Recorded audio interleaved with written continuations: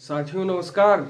एक बार ऊर्जा से भर जाइए, क्योंकि आज बात करने वाले हैं राष्ट्रपुरोधा, युवाओं के मन मस्तिष्क पर छाए रहने वाले हमारे आइकन छत्रपति शिवाजी महाराज के बारे में आज चर्चा करेंगे।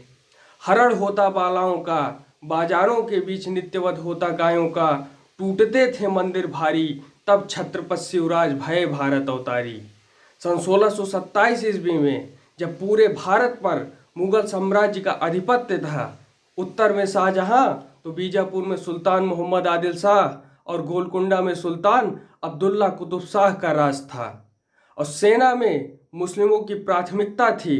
बंदरगाहों पर पुर्तगालियों का कब्जा था और धन मार्गों पर मुगलों का अधिकार था। इन सब परिस्थितियों के बीच एक राष्ट्रपुरोधा का जन्म हुआ। सन 1630 ईस्वी में महाराष्ट्र के जिंदर के समीप शिवनेरी दुर्ग में शाहजी भोसले और माता जीजाबाई के यहाँ एक पुत्र का जन्म हुआ, एक राष्ट्रपुरोधा का जन्म हुआ, जो आगे चलकर छत्रपति शिवाजी महाराज के नाम से विख्यात हुए। पिताजी से दूर रहने के कारण उनकी शिक्षा दीक्षा माता जीजाबाई ने की, और उनकी जो है रणनीति, रण कौशल और नीति शास्त्र को जो है तो तेज और मजबूत बनाया दादोजी कोंडदेव ने। माता जीजाबाई की देखरेख में उन्हें रामायण, गीता, महाभारत का अध्ययन किया, और इसके कारण उनके अंदर नेचुरल लीडरशिप, एक अद्भुत नेतृत्व क्षमता का विकास हुआ, जिसके कारण मात्र 18 वर्ष की उम्र में रायगढ़, कोंढाना और तोरण के पहाड़ी किलों को जीत करके शिवाजी ने अपने पराक्रम का परिचय दिया। शिवाजी ने राष्ट्र रक्षा के लिए सशक्त सेना को प्राथमिकता दी, और उस काल में उन्होंने सशक्त नौसेना का निर्माण किया। गुजरात से कर्नाटक तक की सीमाएं जो लगती हैं वो नौसेना के लिए बहुत ही आवश्यक हैं, और वहीं से जो है हमारी नौसेना की शक्ति मजबूत हुई। और यही कारण है कि छत्रपति शिवाजी महाराज को फादर ऑफ इंडियन नेवी भी कहा जाता है। वो गोरिल्ला लड़ाई करते थे, छापामार युद्ध करते थे, द्विना कंटक नीति अपना करके लड़ाई करते थे। उन्हें पहाड़ी चूहा कहा जाता था। क्यों कहा जाता था? क्योंकि वो पहाड़ों से निकल करके इतने अचानक और इतनी तेज शक्ति के साथ जो है पराक्रम का दिखा करके शत्रु को पराजित कर देते थे। उनके हराने की टैक्टिस क्या थी? गनिमी कावा। गनिमी का मतलब दुश्मन, और कावा मतलब उसे बेवकूफ़ बना करके उसे हराने की टैक्टिस। इस टैक्टिस का इस्तेमाल करके वो दुश्मनों पर हावी होते थे। वीर शिवाजी के लिए युद्ध जीतना जरूरी था, लड़ना नहीं। शिवाजी कहते थे कि म्यान से तलवार निकाले बिना ही हमें युद्ध को जीतना है, क्योंकि वो रक्तपात नहीं चाहते थे। और उनका जो है दिमाग, प्रिपरेशन ऑफ सिनेरियो एनालिसिस, वो अपने दिमाग में ये सेटअप करते थे, अगर परिस्थिति ए हो गई, परिस्थिति बी हो गई, परिस्थिति सी हो गई, तो मुझे हर हालत में अपनी जीत को जो है निर्णायक, preparation is the key, is the motive of the Shivaji Maharaj. Shivaji के शौर्य और साहस से आदिल शाह परेशान हो गया था, तंग आ गया था, और इसलिए उसने अपने सबसे बड़े सेनापति, सबसे सुप्रीम सेनापति अफजल खान को भेजा। अफजल खान शिवाजी से 2 गुना, 1.5 गुना ज़्यादा बड़ा था, और उसके दिमाग में आ गया, अगर शिवाजी को हमने जो है ये बुला लिया तो, और उनसे जो है उनको प्रपोजल भेज दिया कि आप आइए, मुझसे मिलिए, और हम जो है बैठ मिल करके संधि करके बात को समाप्त कर देंगे। लेकिन उसमें चालाकी थी। वो जान गया अगर शिवाजी को एक बार बुला लेंगे तो वो जो है बिना तैयारी के, बिना अस्त्र शस्त्र के चले आएंगे। उसने शर्त रखी, ना आपके पास कोई सेना रहेगी, ना मेरे पास कोई सेना रहेगी, ना आपके पास कोई हथियार रहेगा, ना मेरे पास कोई हथियार रहेगा, क्योंकि वो जानते थे शिवाजी ईमानदार हैं, और एक बार कह दिए तो वैसे ही चले आएंगे। लेकिन जब 2.5 गुना, 2 गुना ज़्यादा लंबा अफजल खान शिवाजी को अपने गले में लगाया, तो पीछे से खंजर निकाल करके शिवाजी के पीठ में घुसा दिया। लेकिन शिवाजी पहले से तैयार थे। उन्होंने लोहे की जाल नुमा एक कोट पहनी हुई थी, और उसके ऊपर जो है अपना सिस्टम बनाया हुआ था, जिसके कारण वो खंजर उनके अंदर नहीं गया। लेकिन वो पहले से प्रिपेयर थे। उन्होंने जो है अपना जो है पीछे से हाथ निकाला, और बाघ नख निकाल के जो बिल्कुल सॉलिड था उसे पेट में घुसा दिया और जो है वहाँ से जो है अफजल खान की मृत्यु हुई।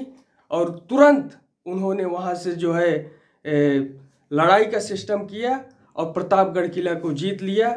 और ये अचानक से होने वाली एक बहुत बड़ी जीत थी। प्रतापगढ़ किला को उन्होंने जीत लिया।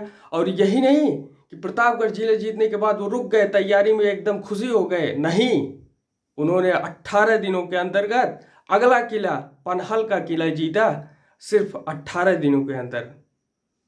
एक कहानी और है कि जब मिर्जा राजा जय सिंह को मुगलों ने मिला लिया था, उन्हें मिर्जा बना दिया था, वो जो है लड़ाई के साथ लड़ाई कर रहे, मिर्जा राजा जय सिंह शिवाजी से लड़ने के लिए आ गए, तो उनसे जो है शिवाजी हार गए थे। और इसके कारण उन्होंने ट्रीटी या पुरंदर पे उनसे साइन करवा ली, और जिसके कारण उनके जो है 23 किले छीन लिए गए और कई हजार रुपए हर्जाने के रूप में भी उन्हें देना पड़ा। लेकिन वो रुके नहीं, वहाँ से उन्होंने बाउंस बैक किया। वहाँ से उन्होंने एक बाउंस बैक करके अगले कुछ ही सालों में 360 किलों को जीत करके एक अप्रतिम लक्ष्य हासिल करके, एक अप्रतिम विजय हासिल करके पूरी दुनिया के सामने अपने झंडे को गाड़ दिया। मराठाओं और हिंदुत्व का जो है झंडा गाड़ दिया। और वे धर्म के आधार पर कभी किसी से पक्षपात किया ही नहीं। धर्म के आधार पर उनके खुद के सेना में, उनके खुद अंगरक्षक टुकड़ी में मुसलमान शामिल थे। वो मुसलमानों के खिलाफ नहीं थे, वे मुगलों के आगे जो विदेशी मुगल आक्रांत आए थे वो उनके खिलाफ थे, वो मुसलमानों के खिलाफ नहीं थे। ये समाज में भ्रम फैलाया गया, समाज में जो है लोग बदनाम करने की कोशिश की गई कि शिवाजी मुसलमानों के विरोधी थे। शिवाजी मुसलमानों के नहीं, शिवाजी मुगलों के विरोधी थे, विदेशी आक्रांताओं के विरोधी थे, जिन्होंने किले जीतने के बाद महिलाओं के साथ बलात्कार और रेप की घटनाएं करके पूरे समाज को दूषित कर दिया था। शिवाजी उनके खिलाफ थे। शिवाजी उनके खिलाफ थे जो छोटे छोटे मासूमों की हत्या करने पर तैयार हो जाते थे। शिवाजी उनके खिलाफ थे। शिवाजी हमारे आइकान हैं और ये देश के पूरे आइकान हैं और इसे हमें मानना होगा। साथियों, वो स्त्रियों और बच्चों का सम्मान करते थे और ये कारण है कि वो अपने सेना में भी कहते थे कि जो है हमें जो है किसी भी स्त्रियों का सम्मान करना है, उन्हें गलत नज़र से नहीं देखना है। और यही कारण थी कि उनके सेना में उनके सम्मान इतना बढ़ गया, सेना में उनका सम्मान बढ़ गया कि लोग उनके लिए अपना जीवन देने के लिए तैयार हो जाते थे, अपने जीवन को समर्पित करने के लिए तैयार हो जाते थे। वो सेना में उनकी शक्ति थी। साथियों, उन्होंने 4 किले और 20,000 सैनिकों से शुरुआत की और 360 किले और 1 लाख सेना की तैयारी, और अपने जीवन के अंत काल में 360 किले और 1 लाख तक की सेना तैयार कर ली थी। ये उनकी अद्भुत नेतृत्व क्षमता का एक जीता जागता उदाहरण है।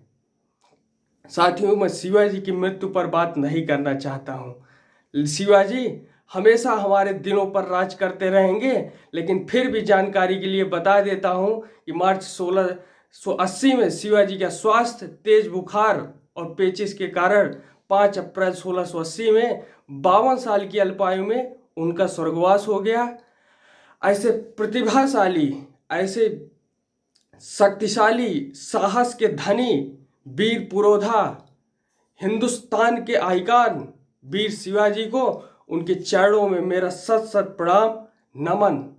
और आज आपको यह कदम उठाना होगा कि इस वीर शिवाजी की जो है कहानी हर जन जन तक पहुंच जाए, हर व्यक्ति तक पहुंच जाए, ताकि हमारे खून में शिवाजी का वह व्यक्तित्व और साहस जो है बन के निकले, जो देश के विकास में योगदान दे। इसी के साथ मैं अपनी बात को समाप्त करूंगा। इसे व्हाट्सएप पे, फेसबुक पर इतना फैलाइए कि हर व्यक्ति के अंदर वो वीर शिवाजी मराठा का खून दौड़े। बहुत बहुत धन्यवाद। जय हिंद। प्रेम पूर्वक आपका बहुत बहुत धन्यवाद। जय हिंद।